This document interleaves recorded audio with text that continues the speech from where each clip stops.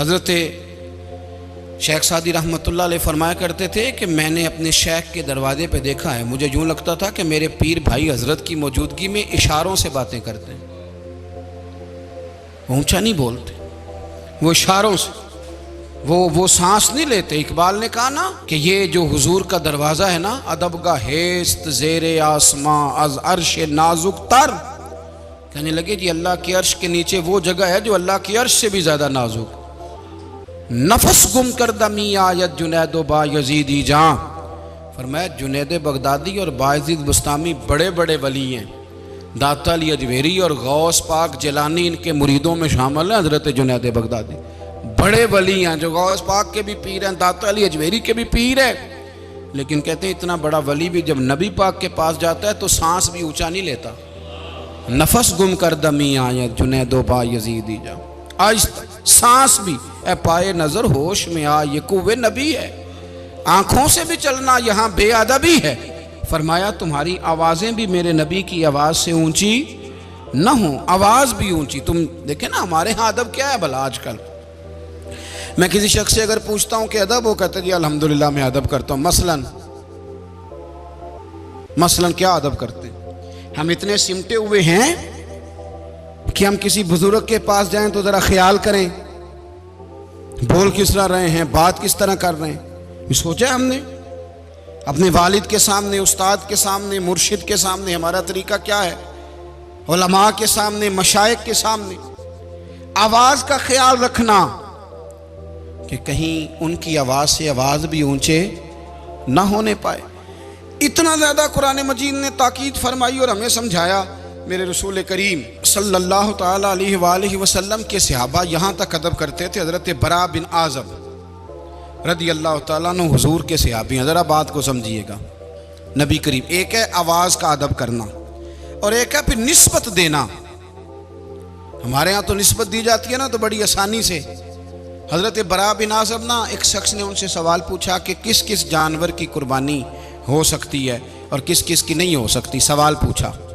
اب حضرت برا بن عازب کہنے لگے نبی پاک صلی اللہ علیہ وسلم نے نا ہمیں بتایا تھا کہ اونٹ کی بھی ہو سکتی ہے، حضور نے انگلیوں پہ گن کے بتایا تھا، اور حضور نے فرمایا تھا گائے کی بھی ہو سکتی ہے، بکرے کی بھی ہو سکتی ہے، یوں کر کے انگلیاں دکھا رہے ہیں۔ بھئی ایسے حضور نے، توجہ کرنا، ایسے لوگوں کو توجہ کرانے، بھئی یوں حضور نے بتایا کہ اس طرح حضور نے انگلیوں سے بتایا کہ اونٹ کی بھی ہو سکتی ہے، گائے کی بھی ہو سکتی ہے، پھر فوراً نا بات کرتے کرتے حضرت برا بن عازب صحابی ہیں، بات کرنے کرتے انگلیوں کی طرف دیکھا، پھر صحابہ کی طرف، پھر انگلیاں، پھر صحابہ، پھر آنکھوں میں آنسو آ گئے اور کہنے لگے یار میں نا حضور نے انگلیوں پہ گن کے بتایا تھا تو بتا رہا ہوں، ویسے میری انگلیاں نبی پاک کی انگلیوں جیسی نہیں، ویسے میری انگلیاں حضور کی انگلیوں کی طرح کی نہیں، وہ تو حضور نے گن کے بتایا تھا تو میں بھی، ورنہ میری انگلیاں تو امیر حرم نہ فقیر بے نوا تو کجا من کجا، میری اس طرح۔ یار ہم بھی تو تشبیہ دیتے ہیں نا، روز اشارے کرتے ہیں، استعارے کرتے ہیں، لوگ تو کر کر کے دکھاتے۔ فرمایا نا میری انگلیاں حضور کی انگلیوں کی طرح کی نہیں ہیں، توبہ توبہ، میری انگلیاں بات کرتے کرتے کہاں کہاں، ایک ہے کہ نیکی کر رہے ہو، پرہیزگاری کر رہے ہو، اس میں بھی آگے نہیں گزرنا، اور پھر اپنی آوازوں کا ادب، ہماری آواز بھی آواز سے آگے نہ چلی جائے، اور پھر یہ کہ آپ نے جب اشارہ دیا، تشبیہ دی، اس چیز کا بھی ادب ہے کہ بھئی میری انگلیاں حضور کی انگلیوں کی طرح کی نہیں ہیں۔ اور پھر اتنا ادب، ہم نہ پہلی سیڑھی نہیں چڑھے ادب کی۔ حضرت غوث اعظم رضی اللہ تعالیٰ عنہ سے کسی نے پوچھا تھا حضور دین کو دو لفظوں میں آپ سے پوچھیں تو دین کیا ہے؟ تو آپ نے فرمایا دو لفظوں میں پوچھنا ہے تو دین سارے کا سارا ادب کا نام ہے۔ ہمارے زمانے میں نا بے باکی کا دور ہے، دو چار مسئلے کسی کو آتے ہیں تو وہ آ کے نا بتانا ضروری سمجھتا ہے، اس کو پتہ نہیں کہ میں کیا بات مجھے کرنی ہے کیا نہیں کرنی۔ امام غزالی رحمۃ اللہ علیہ کہتے ہیں میں اپنے شیخ کا مرید ہو گیا، تو ایک شخص ان سے مسئلہ پوچھنے آیا مرشد سے، تو وہ کہنے لگے بھئی اس سوال کا جواب مجھے نہیں آتا۔ کہتے میں نے اس بندے کو نا پکڑ لیا، کونے میں لے گیا، میں نے کہا میں تجھے بتاتا ہوں۔ جب میں بتانے لگا تو میرے شیخ نے آواز دی، کہنے لگے غزالی میں تیرا مرید نہ ہو جاؤں؟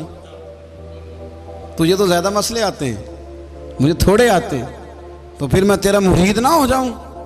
کہا حضور کیا مطلب؟ فرمانے لگے تیرا کیا خیال ہے، مجھے نہیں جواب آتا تھا؟ میں نے تو اس لیے نہیں بتایا کہ بعضوں کا سوال کا جواب دینے میں بھی تکبر ہوتا ہے، انسان کے اندر چیز اچھلتی ہے۔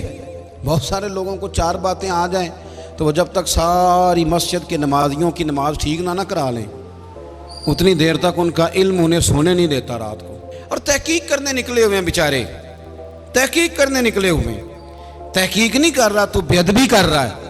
شریعت میں طلاق دینا جائز ہے نا، مسئلہ بانجے تو دے لو، لیکن نبی پاک علیہ السلام نے فرمایا ہے جائز پر اللہ کو پسند نہیں۔ اس کا مطلب ہے حکم اور ہے اور رب کی رضا اور ہے۔ تو ہم کیا کرتے ہیں؟ ہم کہتے ہیں وہ جی مجھے خود حکم ہو گیا تو بس چھٹی ہو گئی۔ او خدا کے بندے، کبھی بھانپ تو صحیح، کبھی قریب جا تو صحیح، کبھی دیکھ تو صحیح۔ کچھ ایسے ہوتے ہیں کہ دل کرتا ہے تو نہ جا، تو ٹھہر جا، تو روک جا، تو کہتا ہے حکم تھا۔ او بھائی چھوڑ، میرے رسول کریم علیہ السلام نے 3 دفعہ فرمایا، 3 دفعہ، لیکن حضرت صدیق اکبر پیچھے ہٹے، حضور مصلی پہ چلے گئے، نماز پڑھائی۔ کیا جملہ ہے، کیا انداز ہے، کیا طریقہ ہے، اور کیا وفاق کے نرالے رنگ ہیں۔ حضور نے نماز کی تکمیل پر فرمایا ابو بکر جب میں نے کہا تھا نماز پڑھاؤ تو پڑھائی کیوں نہیں؟ کیا انداز ہے، کیا طریق۔ سردار کے بیٹے تھے، مالدار تھے، خود بھی سردار تھے، بڑا کچھ تھے، لیکن حضور کے سامنے ہاتھ باندھ دیے اور جملہ شاندار کہا، کہنے لگے یا رسول اللہ اب ابو قحافہ کے بیٹے کی اتنی جرت بھی نہیں کہ نبی کو نمازیں پڑھائے۔ رسول اللہ صلی اللہ علیہ وسلم کی امامت کرے، اب اتنی بھی جرت نہیں، اور ساتھ رو پڑے، آنکھوں میں آنسو آ، یا رسول اللہ میں اور آپ کو نماز پڑھاؤں۔ بھائی عین نماز میں ادب، رسول اللہ کا ادب، اور ادب کے معیار شریعت نے بیان کیے۔ معیار اگلی آیت میں فرمایا یا ایھا الذین آمنوا لا ترفعوا اصواتکم فوق صوت النبی، اے ایمان والو اپنی آوازیں نبی کی آواز سے اونچی نہ کرنا۔ آواز کا وزن ہوتا ہے، کیسے پتہ چلے گا کہ میری آواز اونچی ہے کہ سامنے والے کی اونچی ہے؟ کس طرح تولیں گے، کس طرح پرکھیں گے؟ لیکن ادب سکھایا قرآن پاک نے، فرمایا تم نے خود ذائقہ یہ محسوس کرنا ہے، غور کرنی ہے، جو حضور کی آواز کا ردھم ہے، وزن ہے، تمہاری آواز کا وزن اس سے کم ہونا چاہیے۔ کچھ لوگوں کی آواز موٹی ہوتی ہے، لیکن فرمایا جو میرے محبوب کی آواز ہے اس سے تمہاری آواز کم ہو تمہاری آواز۔